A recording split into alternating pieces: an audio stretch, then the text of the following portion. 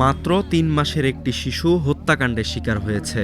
ঘটনাটি ৯ এপ্রিল নড়াইল সদর উপজেলার আলোকদিয়া গ্রামের। পরে সন্তান হত্যার দায় স্বীকার করে আদালতে জবানবন্দি দেন ওই শিশুর মা আরিফা বেগম। জবানবন্দিতে তিনি বলেছিলেন, শিশুটি জন্মের পর থেকেই প্রচুর কাঁদত।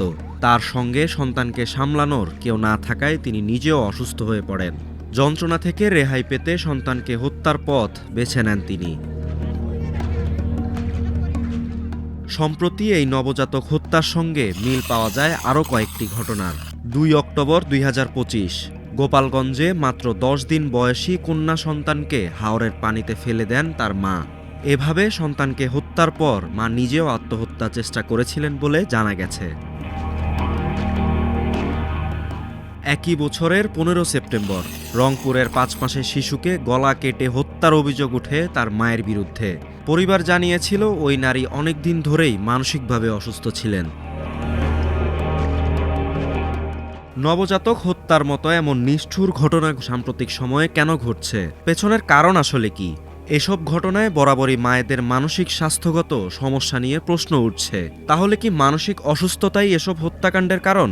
এরকম শিশুদেরকে হত্যা করার প্রবণতা বা তাদের হত্যা করে ফেলেছে এই ধরনের রোগী কিন্তু আমরা পেয়েছি, যাদের ভিতর পোস্টপার্টাম সাইকোসিস বা পোস্টপার্টাম ডিপ্রেশন ছিল।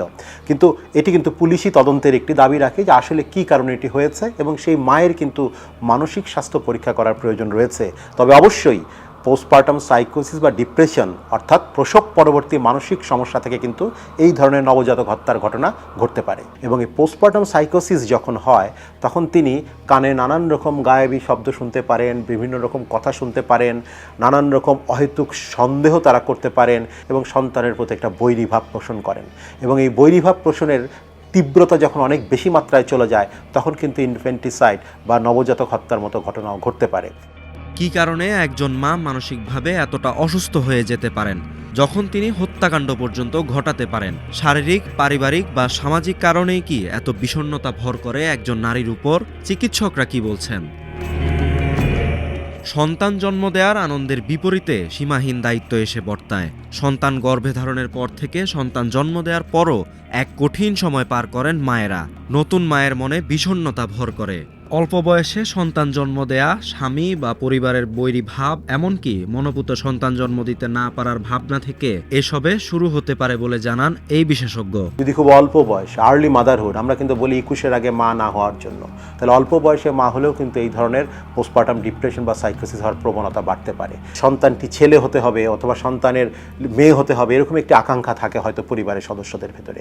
সেই জায়গা থেকে যদি সন্তানের যেই জেন্ডার, লিঙ্গ, সেটি যদি মা বাবা বা যারা চাচ্ছিলেন তাদের মনোপুত না হয়, তখন কিন্তু সেই নারীর উপরে, সেই মায়ের উপর একটা বাড়তি চাপ পড়ে। অর্থাৎ মোটা দাগে পোস্টপার্টাম ডিপ্রেশন ও সাইকোসিসের কারণ হচ্ছে তিনটি।